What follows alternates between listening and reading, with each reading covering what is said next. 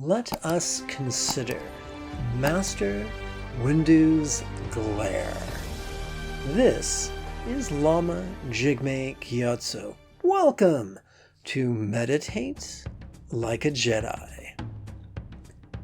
The Tao Te Ching is the world's most read book, second only to the Bible.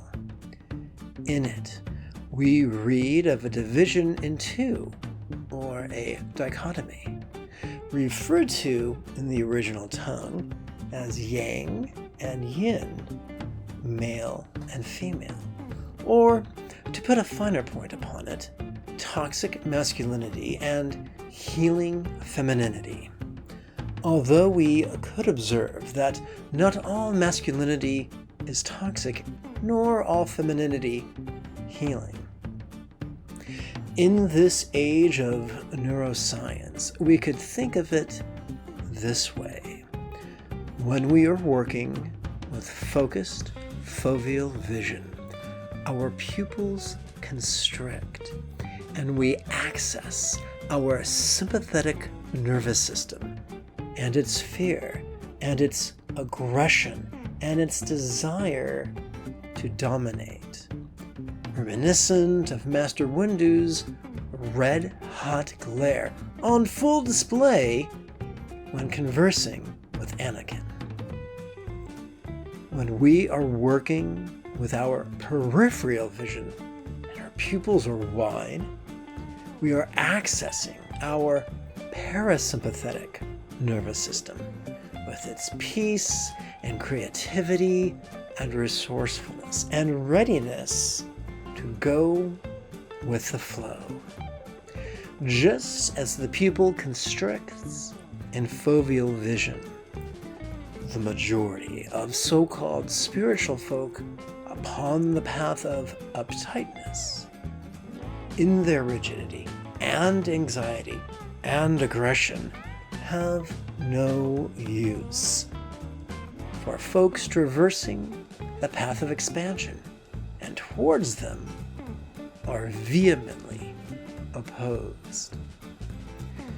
In the Christian New Testament, we read, "The light shone in the darkness, and the darkness comprehended it not."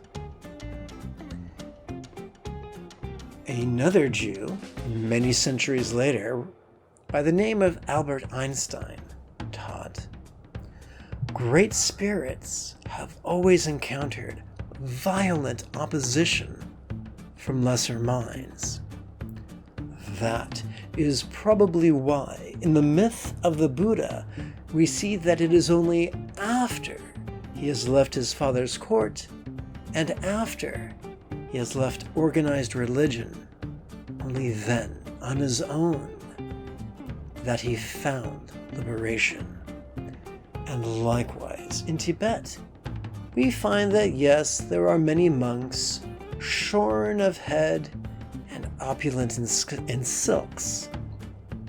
But we also find a minority of wild mountain yogis, long of hair and beard, who practice listening to the whispers of the Dharmakaya, which we could think of as the Buddhist version of the Holy Spirit, and thus not heeding the edicts of dogma.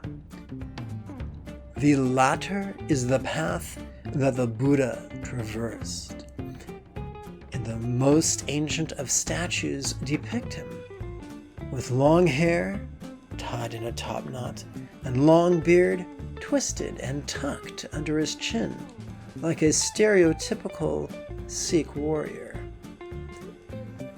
The Buddha forsook the path of constriction and practiced and mastered and taught the path of expansion, like centered and spontaneous Qui-Gon Jinn, who explained to a stressed Padawan, "I counsel patience, the solution will present itself." That is why we practice both contemplation and compassion, that we, like he, might meditate like a Jedi.